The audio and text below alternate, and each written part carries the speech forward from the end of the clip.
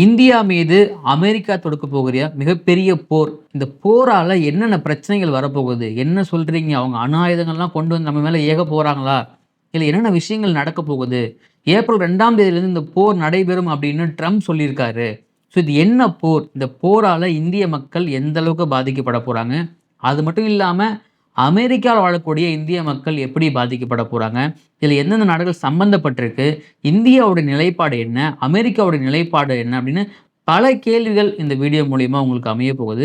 இந்த எல்லா கேள்விக்கும் விடை இந்த வீடியோல இருக்க போகுது. வீடியோ ஸ்கிப் பண்ணாம ஃபுல்லா பாருங்க. Welcome to the channel. நான் உங்கள் விஷால் சரவணன். வாங்க வீடியோக்குள்ள போகலாம்.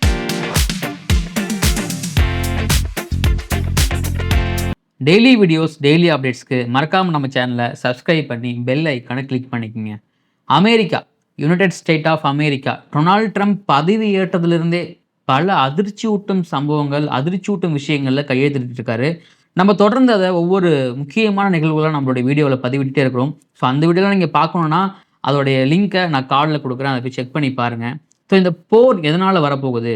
இந்தியா மீது அமெரிக்கா போர் தொடுக்க காரணம் என்ன? நம்ம பிரதமர் இப்போ தான் அங்கே போயிட்டு வந்தாங்க அமெரிக்காவுக்கு.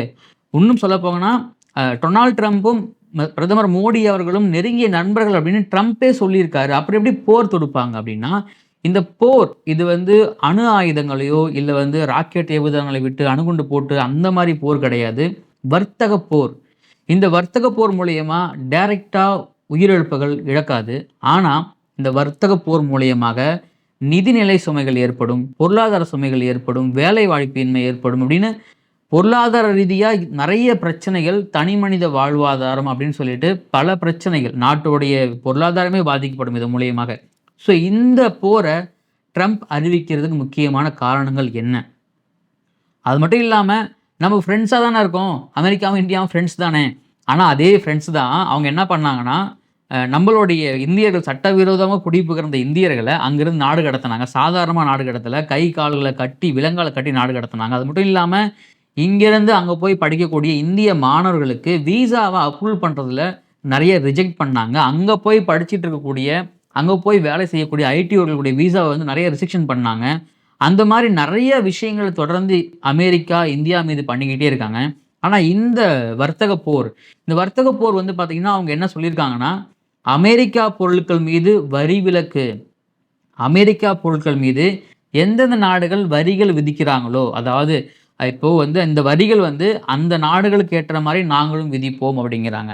இது மாதிரி அமெரிக்காவுடைய பொருட்கள் இம்போர்ட்டட் திங்ஸ் நம்ம சொல்றோம் இல்லைங்களா, ஏற்றுமதி இறக்குமதி. ஸோ இந்த இம்போர்ட்டட் பண்ண பொருட்கள்லாம் நம்ம இந்தியாவில் வாங்கணும்னா அதுக்கான டேக்ஸ் பர்சன்டேஜ் உங்களுக்கு 15லேருந்து 25% வரைக்கும் அந்த டேக்ஸ் இருக்கும். ஸோ இதே மாதிரி இந்தியாவுடைய பொருள் அமெரிக்காவில் வாங்கணும் அப்படின்னா அதுக்குடைய டேக்ஸ் பர்சன்டேஜ் பார்த்தீங்கன்னா 10%க்கு கீழே தான் இருக்குது. ஸோ இதனால் நாங்கள் என்ன பண்ண போகிறோம் அப்படின்னு ட்ரம்ப் சொல்கிறார் அப்படின்னா, எங்கள் பொருட்களுக்கு நீங்கள் 25% வரி விதிக்கிறீங்க, அதே மாதிரி நீங்கள் வரி விதிக்கிற மாதிரியே நாங்களும் 25% வரி விதிக்க போகிறோம். எந்தெந்த நாடுகள் எல்லாம் எங்கள் பொருட்கள் மீது எவ்வளவு வரிகள் விதிக்கிறீர்களோ அதே மாதிரி சராசரியான வரிகளை நாங்களும் விதிக்க போகிறோம் அப்படின்னு ட்ரம்ப் அறிவிச்சிருக்காரு. சரி, நல்ல விஷயம் தானே. இதில் என்ன பிரச்சனை இருக்குது அப்படின்னா, நான் ஏற்கனவே குறிப்பிட்ட காட்டுற மாதிரி அமெரிக்காவுடைய பொருட்களை நம்ம இந்தியாவில் இம்போர்ட்டட் திங்ஸ் நம்ம வாங்கணும் அப்படின்னா அதுக்கான டேக்ஸ் பர்சன்டேஜ் அப் டு 25% வரைக்கும் இருக்குது அப்படிங்கிறாங்க. அதே மாதிரி இந்தியாவோட பொருள் அங்கே அமெரிக்காவில் வாங்கணும்னா 10%க்குள்ளே தான் இருக்குது அப்படிங்கிறாங்க. ஸோ அப்படி இருக்கும் பொழுது இதில் அமெரிக்காவுக்கு நிறைய நிதி இழப்பு ஏற்படுது. அப்போ எங்களுடைய பொருட்களுக்கு நீங்கள் டேக்ஸ் கம்மி பண்ணாதான் உங்களுடைய பொருட்களுக்கு நாங்கள் டேக்ஸை அதிகப்படுத்த மாட்டோம். ஸோ நீங்கள் எங்களுக்கு எந்த அளவுக்கு நீங்கள் கொடுக்குறீங்களோ அதே அளவுக்கு நாங்களும் திருப்பி கொடுக்குறோம். இதுதான் சராசரி சரிசமமான வரி விதிப்பு. இதை நாங்கள் அமல்படுத்துகிறோம். எங்கள் நாடுகள் இது நம்ம மட்டும் கிடையாது, உலகத்திலேயே அமெரிக்கா பொருட்களுக்கு அதிகமான வரி வசூல் செய்கிற நாடுகளில் இந்தியாவும் இந்தோனேஷியாவும் தான் அதிகமாக இருக்குங்கிறாங்க. 25% வரைக்கும் நம்ம வரி விலக்கு வரி கொடுக்குறோம், வரி பண்ணுறோம். அப்படி இருக்கும் பொழுது இதே மற்ற நாடுகள் இப்போது சைனா, ஜப்பான், சவுத் கொரியாலாம் என்ன பண்ணுறாங்க அப்படின்னா, நீங்கள் வரி விலக்கு எங்களுக்கு நீங்கள் வரியை ஏற்றுக்கிங்க, ஆனால் நாங்கள் ஒன்று பண்ண போகிறோம் அப்படின்னு கூட்டாக சேர்ந்து ஒரு அறிக்கை ஒன்று விட போகிறாங்களா. என்ன பண்ண போகிறாங்கன்னா, இந்த 3 நாடுகளும், இந்த நாடுகளில் அவங்க இந்தியாவை இணைக்கலை.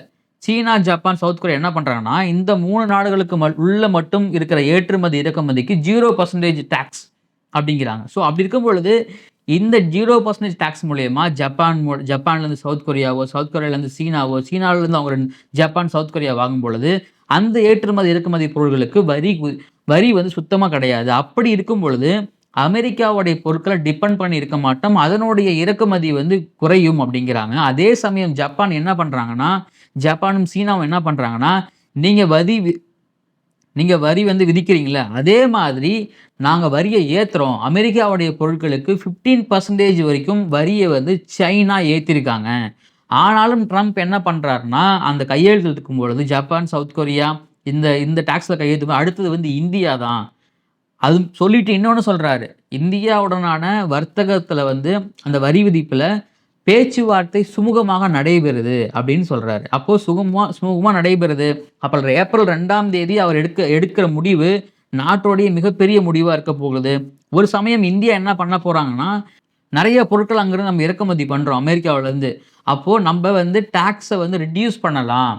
டாக்ஸ ரெட்யூஸ் பண்றது நெறைய வாய்ப்புகள் இருக்கு அப்படின்னு சொல்றாங்க. அப்படி டாக்ஸ் ரெட்யூஸ் பண்றது மூலியமாக அமெரிக்கா தன்னுடைய முடிவுல வந்து த ம முடிவ வந்து மாற்றிக்கொள்ளும் அப்படின்னு ஒரு கூற்று சொல்லப்படுது. ஆனா, திட்டவட்டமாக டொனால்ட் ட்ரம்ப் என்ன பண்ணியிருக்காருன்னா, இந்த திட்டத்த ஏப்ரல் 2ஆம் தேதி அமெரிக்காவுடைய ஒரு ஃப்ரீடமா இருக்க போகுது. மிகப்பெரிய ஒரு எழுச்சி நடக்க போகுது அப்படின்னு சொல்ல வராரு. நான் ஏற்கனவே சொல்லியிருந்தேன் இல்லைங்களா?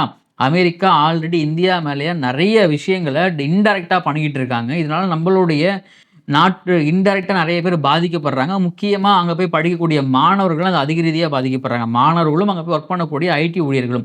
அப்படி இருக்கும் பொழுது, இந்த பொருளாதார போர், இந்த வர்த்தக போர் தொடங்கிச்சுன்னா, இந்த வர்த்தக போர் மூலியமா நெறைய பிரச்சனைகள் நம்ம வந்து சந்திக்க நேரிடும் அப்படின்னு சொல்றாங்க. நெறைய பொருட்கள் அங்க இருக்கக்கூடிய இந்தியர்கள், இந்தியாவுடைய பொருள வாங்குறதுக்கு மிகவும் சிரமப்படுவாங்க. அது மட்டும் இல்லாம, இங்க வந்து டாக்ஸ் அவங்க அதிகப்படுத்திட்டாங்கன்னா, நம்மளுடைய பொருளாதாரம் பாதிக்கும். இங்கிருந்து நம்ம அனுப்பக்கூடிய பொருள அவங்க 25% டாக்ஸ் இன்கிரீஸ் பண்ணிட்டாங்கன்னா, நம்மளுடைய பொருளாதாரமும் பாதிக்கும். இப்ப இது எப்படியாகவே இருந்தாலுமே, இந்தியாவுக்கும், இந்தோனேஷியாவுக்கும் தான் மிகப்பெரிய பாதிப்பா இருக்க போகுது அப்படின்னு மார்கன் ஸ்டான்லி அப்படிங்கிற நிறுவனம் வந்து ஒரு ஆராய்ச்சியை வெளியிட்டிருக்காங்க. இதையெல்லாம் கருத்தில் கொண்டு இரு தரப்பும் சேர்ந்து ஒரு நல்ல முடிவு எடுப்பாங்களா அப்படின்னு தெரியல. அப்படி எடுக்கல அப்படின்னா, இது வந்து மிகப்பெரிய ஒரு பொருளாதார நெருக்கடில வந்து கொண்டு வந்து விடும். ஏற்கனவே பார்த்தீங்கன்னா, தங்கம் விலை உயர்ந்துகிட்டே இருக்கு. டாலருக்கு நிகரான மதிப்பு உயர்ந்துகிட்டே இருக்கு. இது மாரி நெறைய பிரச்சனைகள். நம்ம வந்து ட்ரம்ப் பதவியேற்றதுல இருந்து என்னதான் ட்ரம்ப்பும், மோடியும் நெருங்கிய நண்பர்களாக இருந்தாலுமே, சமரச உறவாக இருந்தாலுமே, அமெரிக்காவுல ட்ரம்ப் பதவியேற்றதுலருந்து அதிகமா பாதிக்கப்படுறது யாருன்னா, பொருளாதார ரீதியா இந்தியா தான்.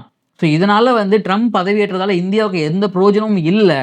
ஸோ ட்ரம்ப்போடைய முடிவுகள் எல்லாமே அதிரடியாகவே இருக்கு. அப்போ நம்மளுடைய பிரதமர் மோடிய ஒரு நண்பர்ன்னு சொன்னாலுமே, ஆனா அங்க நடக்கிற பிரச்சனைகள் நம்ம நாட்டுக்கு நடக்கக்கூடிய நெறைய துரோகங்கள்லாம் அவர் இழக்கிறாரு அப்படின்னு நெறைய பேர் பேசிக்கிட்டு இருக்காங்க. ஸோ ட்ரம்ப்போடைய முடிவு எந்த மாதிரி இருக்க போகுது அப்படின்னு நாடு எதிர்பார்த்து காத்துக்கிட்டு இருக்கு. அது மட்டும் இல்லாம இந்த ஜப்பான், அந்த சீனா, சவுத் கொரியா இந்த 3 நாடுகளும் எடுத்த முடிவுல இந்தியாவ இணைக்கல அப்படின்னு நமக்கு நல்லாவே தெரியும். ஏன்னா அந்த இடத்துல சைனா இருக்கிறதால கண்டிப்பா அவங்க வந்து வரி விதிக்கிறாங்க. நம்மளும் வரி விதிக்கணும் அப்படின்னு இந்த வரி விதிச்சுக்கிட்டே போனாங்கன்னா, இதுல பாதிக்கப்படுறது யாருன்னா, 2 நாட்டு மக்களும் தான் அதிகமா பாதிக்கப்படுவாங்க. இந்த மக்கள் தான் இங்க வந்து கன்சியூமரா இருக்காங்க. பொருள வாங்குறவங்களா இருக்காங்க. ஸோ அப்படி இருக்கும் பொழுது, இந்த வரி எவ்வளோ நாள் நீங்க விதிச்சீங்க. ஆனா அந்த வரி விதிக்கும் மூலியமாக இந்த பொருளாதார ரீதியாகவும் சரி, இந்த மக்கள் தான் அதிகமா பாதிக்கப்படுவாங்க.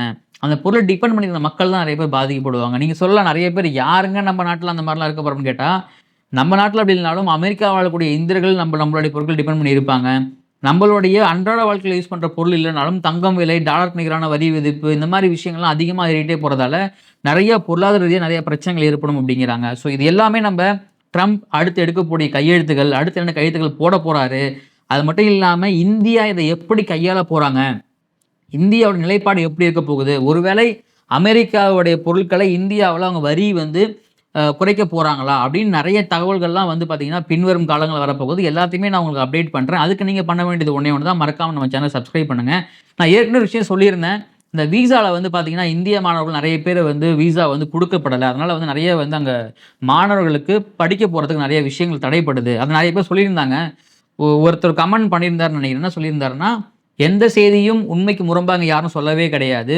1க்கு 2 முறை ஆர்டிக்கிள படிச்சுட்டு, இன்னொரு ஆர்டிக்கிளையும் படிச்சுட்டு, அந்த ஆர்டிக்கிள் கம்பேர் பண்ணி, இது உண்மையா? பொய்யா? தகவல்லாம் எப்படி சொல்லியிருக்காங்க அப்படின்னு ரிசர்ச் பண்ணி தான் ஒவ்வொரு செய்திகளும் நம்ம சொல்லிக்கிட்டு இருக்கோம் இங்க. ஸோ இந்த செய்திகள்ல முன்பைக்கு முரணாக சொல்லணும் அப்படின்னு எந்த அவசியம் நமக்கு இங்கே கிடையாது. அதை நான் பதிவு பண்ண விரும்புகிறேன் நான்.